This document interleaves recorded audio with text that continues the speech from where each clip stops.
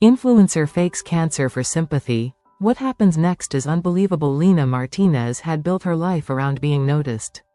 With millions of followers on Instagram and TikTok, the 25-year-old influencer had carved out a niche in the cutthroat world of social media by showcasing her glamorous life, impeccable fashion sense, and relatable struggles.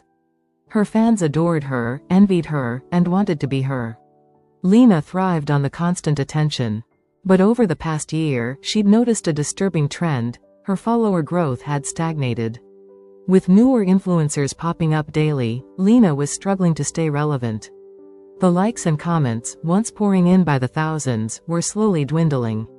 Her manager, Cassie, had warned her about influencer fatigue, the saturation of social media personalities, and how followers were constantly seeking something new, something that made them feel.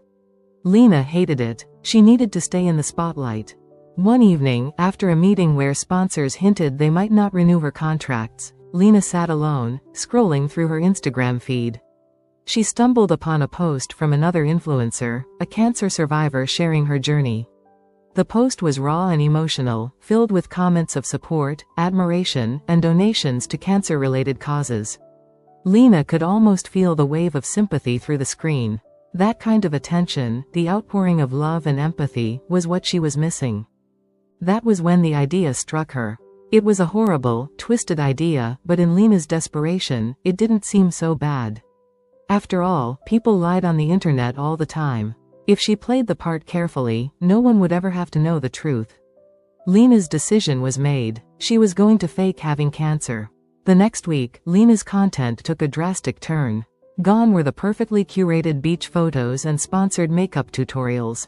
Instead, Lena began posting long, emotional videos about how she had been diagnosed with stage 3 Hodgkin's lymphoma.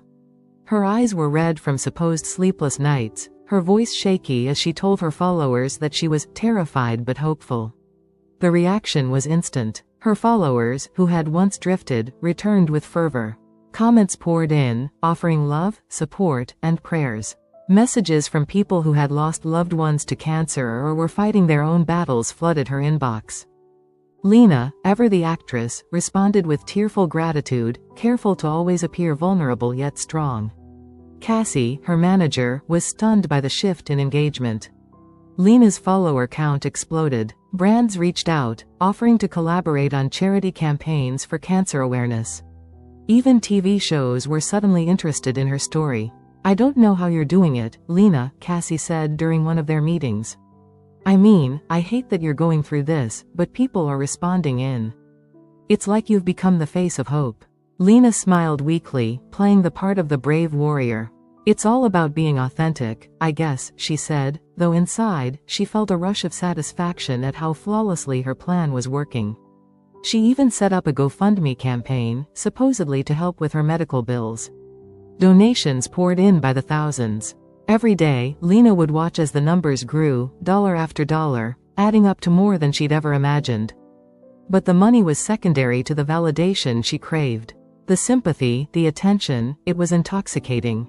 But as her fake illness dragged on, so did the need to continue selling the lie. Weeks turned into months. Lena posted regular updates about her treatments, sharing videos of herself wearing hats and scarves, claiming to have lost her hair from chemotherapy. She researched cancer meticulously, making sure to use the right terminology, careful never to reveal too much about her doctors or the hospital where she was supposedly receiving care. Despite her efforts, though, cracks began to appear. Her closest friends, those who saw her in real life, started to question why Lena never seemed sick outside of her videos. They noticed she still went to the gym, still partied on the weekends, though she kept those outings off social media, and looked as flawless as ever. When they brought it up, Lena brushed them off, saying she was having good days, and didn't want to be defined by her illness. But there were whispers, rumors spreading quietly behind her back. Then, one day, someone on the internet, an anonymous account, posted a detailed thread accusing Lena of faking her cancer. The post went viral within hours. It claimed that Lena's symptoms didn't align with any known chemotherapy side effects and that her vague descriptions of treatments didn't match up with standard medical practices. It even dug into her GoFundMe account, questioning where the money was really going. Lena was furious when she saw it. She quickly took to Instagram to post a tearful video, condemning the post as a vicious lie, meant to discredit her. Her most loyal followers rallied to her side, calling the anonymous poster a hater, jealous of Lena's success and bravery. But for the first time, there were cracks in her facade. Some of her followers weren't so sure. And soon, others started digging into her past, looking for any signs that Lena might be a fraud. As the online sleuthing intensified, Lena found herself in over her head. Every day, new allegations surfaced. People began reaching out to her alleged doctors, trying to verify her treatment schedule. Journalists started sniffing around, eager for the chance to expose an influencer scandal. Cassie, her manager, called her one night, voice tight with concern. "Lena, we need to talk. This is getting out of control." "Cass, it's all just noise. These trolls don't have any proof." "I'm fine. We're fine." "No, we're not fine," Cassie snapped. "You need to stop this. People are digging. This could ruin you." Lena's stomach churned, but she maintained her calm. "They can't prove anything. I've been careful." "You've been reckless," Cassie shot back. "And I'm not going down with you." A few days later, Cassie dropped Lena as a client.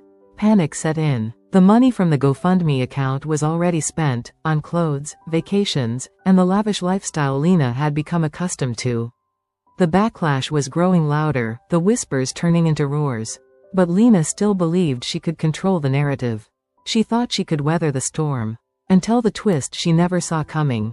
It started with an email. The subject line read, "We need to talk about your health." Lena's heart skipped a beat as she clicked on it. The email was from a man named Dr. Jason Adler, a well-known oncologist. He introduced himself politely, said he had been following her story, and wanted to help. He offered her a free consultation, access to advanced treatments that could save her life. At first, Lena laughed. She figured it was just another doctor wanting to piggyback on her popularity. She ignored it, deleting the message and moving on. But the emails kept coming, each one more insistent than the last. "I know what's really going on, Lena. You need to stop this." That sentence lingered in her mind. What did he mean? She couldn't shake the feeling that Dr. Adler knew more than he should. She tried to push it aside, but something about his tone, calm, yet firm, gnawed at her. 2 weeks later, a letter arrived at her apartment, stamped with the logo of a major hospital. It was from Dr. Adler again. This time, he wasn't offering a consultation. He was issuing a warning. "If you don't come forward with the truth, I will." Lena's heart raced as she read the letter. He knew. Somehow, this man had figured it out. But how? She had been so careful. What did he have on her? She paced her apartment, biting her nails, her mind spinning. There was no way he could know for sure. He was bluffing. He had to be. She couldn't back down now, not after all the donations, not after everything she'd built. But then the phone calls started. First, it was from the local news. A reporter wanted to interview her for a story about cancer survivors, focusing on her incredible social media impact. Lena's chest tightened as she politely declined, citing exhaustion from treatment. The reporter insisted, saying they'd spoken to Dr. Adler, who would also be part of the segment. The blood drained from Lena's face. She hung up immediately. Over the next few days, more reporters called, and messages filled her inbox. Dr. Adler was making noise. He had started giving interviews, subtly questioning the validity of Lena's claims without outright accusing her. He was playing a game of chess, and Lena was running out of moves. Desperate, Lena reached out to Dr. Adler directly, calling the number from his letter. To her surprise, he answered on the first ring. "Lena," he said calmly, his voice a mixture of disappointment and resolve. "I was wondering when you'd call." "You don't understand," she blurted out, her voice shaking. I didn't mean for it to go this far. It was just what?" Dr. Adler interrupted. "A way to get attention? Sympathy? Money? I didn't hurt anyone." Lena's voice cracked, tears welling up in her eyes. "I didn't mean to. You've hurt a lot of people, Lena," he said coldly. "Cancer patients, their families, the people who believed in you, who gave you their hard-earned money to support what they thought was a real fight. And now you're going to have to face the consequences." Lena's breath caught in her throat. "Please," she whispered, her voice barely audible. "Please don't do this." There was a long pause on the other end of the line. "I won't expose you," Dr. Adler said finally. "But I won't protect you either. The truth is coming out, Lena, whether you're ready or not." The days that followed were a blur of fear and panic. Lena's phone buzzed constantly with notifications, but she stopped checking them. She couldn't bear to see what people were saying about her. The GoFundMe page had been frozen, and legal threats were piling up. Then, one morning, Lena woke up to find her name trending on Twitter, but not in the way she had hoped. The hashtag Lena the Liar was everywhere. The story had broken wide open.